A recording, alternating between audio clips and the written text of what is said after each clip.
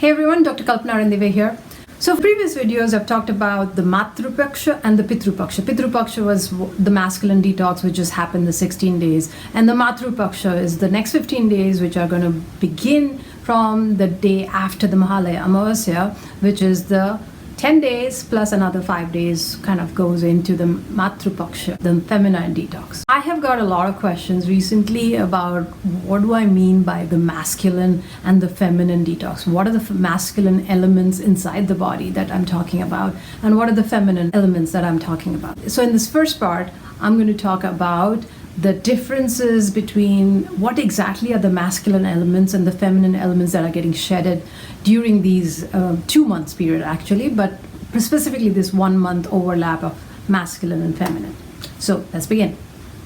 So when it comes to Eastern medicine, Eastern philosophy, whether it's in India, Tibet, China, Korea, Thailand, Indonesia, just about everywhere, you will find these very stark differences between an emphasis also continuously, whether it's in spiritual world or in health world, the difference between the masculine and the feminine.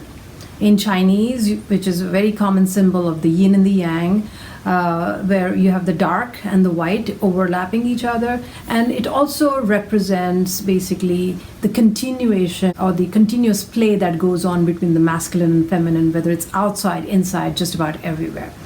In the Ayurveda, the masculine and feminine is described as the Purush and the Prakriti. Purush is the man and the Prakriti is the female. Prakriti also means Mother Nature, the feminine version, and the Purush is the masculine version. Astrologically, there is also a masculine and feminine. So the sun is considered to be a masculine element, and then, or the masculine body, and the moon is considered to be the feminine body. So a moon cycle, when a Native American talks about, is essentially a woman going through her periods, and that's a feminine element. Versus the sun, which has been one of the masculine representation, whether it's in the Egyptian culture or the Mayan culture or the Indian, where you hear the Suryavanshi and the Chandravarshi. These kind of representation was a masculine and feminine element from an astrological body point of view. In the body, also there is a masculine and the feminine sides, and scientifically it's a very well-known fact that the left side of the brain connects to the right side of the body, and the right side of the brain connects with the left side of the body. So the right side of the body is considered to be the masculine side of the body, and it is also governed by the sun energy and the high active energy. And this, you will hear this in various studies of the nadis and the breathing patterns. So there's a right breathing pattern, right side body, Surya Nadi, sun body, that's all the right side. The feminine side is considered to be the left side, which is the moon, where the right side of the brain, which is known to be the most creative and more poetic and more literature oriented, which is the right side of the brain, it is connected to the left side of the body. So within the body, you will find this stark difference between the masculine and the feminine division. So another way of looking at the masculine and the feminine is by paying attention to the three-dimensional planes of existence of the human body. So if you were to divide the body into half, you would find the left and the right, and that's one plane. If you were to divide the body into middle, that would be a front and a back plane, and if you were to divide the body into half, you would have an upper and the lower part. There is a way for us to realize that there is a masculinity within that two division. There's always two. The yin and the yang is always together. The Purush and the Prakriti is always together. So where in these planes, you would say the left side is more feminine, the right side is more masculine. The front side is more masculine. The back side is more feminine.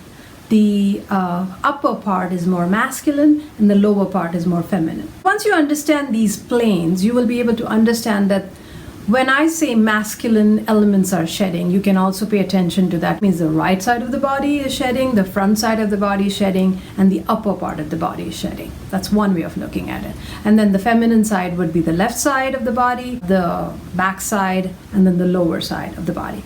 is it just the side, or is this goes in deeper? Yes, it goes in deeper. So if you were to say right side, what are the organs that are connected to the right side? The left side of the brain, you have the right side of the facial structures, you have the right lung, liver, which is the main organ on the right side. You have a right kidney also on the right side. Colon, right side of the heart. All of these on the right side, and they have a major role, and they operate very differently. Right side of the heart will collect a lot of the venous blood, which is the non-oxygenated blood. And then the left side of the heart carries the oxygenated blood. So there is a stark distinction between the right side and the left side within the body itself. What are the organs on the left side? So you have the right side of the brain, left side of the face, left lung. You've got the stomach, spleen, and then you have the left kidney on the left side, and then also the left colon. So you have distinct organs, different functionalities and different features that happen on the left and the right side. And then of course the left side of the heart is responsible for circulating the pure blood. But beyond these planes, what I really like philosophically to understand the concept of the masculine and the feminine is through a concept called as the container and the content. And what exactly is this? If you were to look at this particular bottle, the container is the glass container. And then you have the lid, and everything that's holding whatever is inside is the container. Now, if you open it up, what's inside is the content. From a masculine and feminine point of view, you have the container as the masculine element and the content as the feminine element. From a detox point of view, what are we talking about over here? The first half, before the content can be cleaned up, you need to have the container cleaned. So the masculine detox that happens inside the body, which takes care of all the masculine elements, the container part, and try not to confuse it too much with the left and the right side, because technically everything has a container and then there's an energy behind it. But just in this philosophy, you have the container part. And so the container needs to be cleaned first. It has to be strengthened and made solid per se. Because if that is weak, then whatever you put in is going to fall off. So the container has to be strengthened up. And so the Pitru Paksh, which is leading up to the Mahalaya Amavasya, is really strengthening up the container elements inside your entire body. Whether you're a female or a male, doesn't matter. You have the whole container getting cleaned out. Then what's happening in the feminine detox, or the Matru Paksh? Content is basically getting cleaned out. Container is the human body.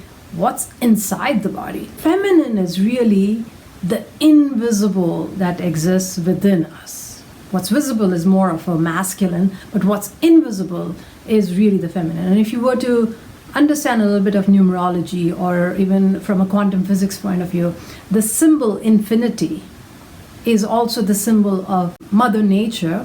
And in numerology, number 8 is a symbol for the goddess or the feminine. So the infinity, the infinite loop, which is continuously changing and constantly moving, is the feminine. The container, which is the solid and which doesn't move, is the masculine. Okay?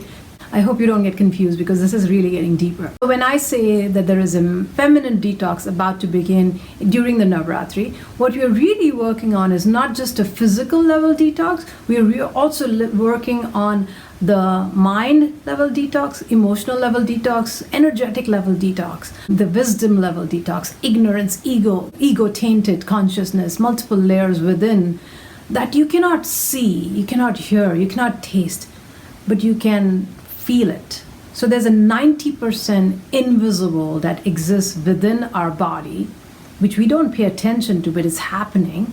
And if you take a moment of pause, you can feel it, definitely. You will feel the mind moving and thinking, the thoughts and the emotions that are going in. You will also feel the life force. You're alive. That's your life force. You will know that there is some wisdom that is flowing in every time you talk or speak or look or perceive something. There's a wisdom that's within you. So hopefully you can understand this whole concept of masculine and feminine, why it is given so much importance and how it is revered and used through thousands of years to actually make it practical, ready to use, implementable solution in ancient cultures like India. And stay tuned for the next video, which I actually go in a little bit more deeper details about the connection between Navratri and the mental health and emotional health, and how this detox is really targeted for the 90% invisible within the body. So I hope you like this video. Like, share, subscribe, and stay tuned for the next video.